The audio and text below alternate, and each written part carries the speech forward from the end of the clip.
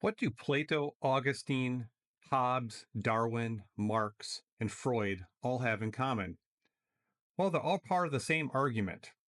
Not a casual chat, not a classroom discussion, but a centuries long battle of ideas across time, across books, across civilizations, about the biggest questions we can ask. What is justice? What is truth? What is a good life? What makes us human? This is what we call the Great Conversation. And whether you realize it or not, you're already in it.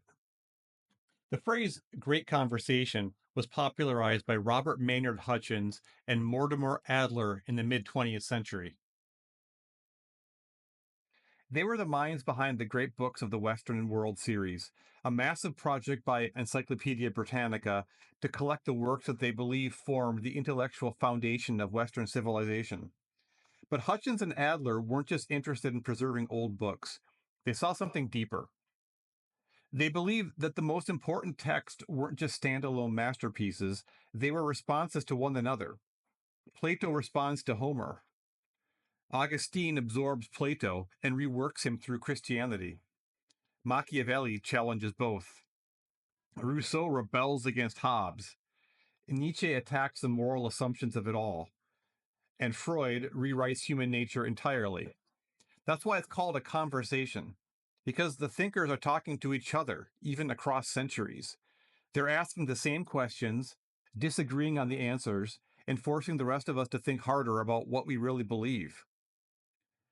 It's not a list of geniuses, it's not a museum of old ideas, it's a chain of thought, an intellectual family tree where no one gets the last word.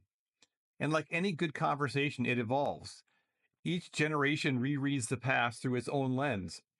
Ideas are picked up, challenged, reinterpreted, and sometimes completely overturned.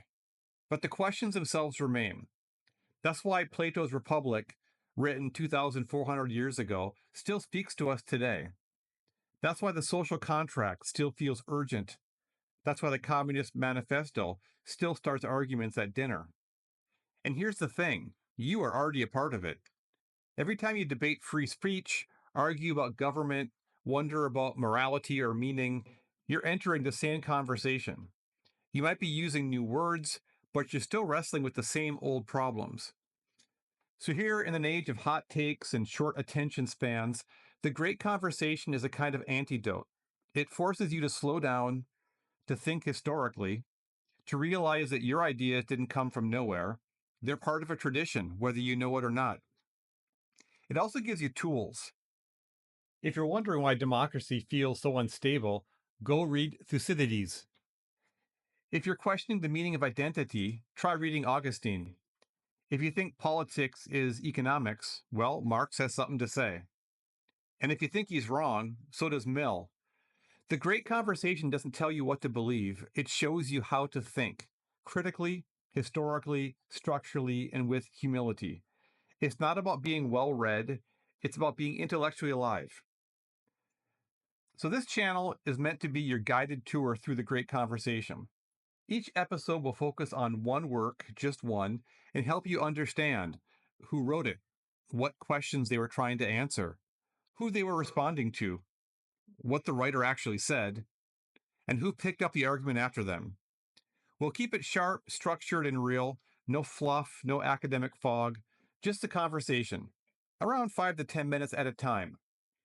So, whether you're here for insight, self mastery, curiosity, or just to sharpen your tools, welcome. You're already part of the conversation. Let's get started.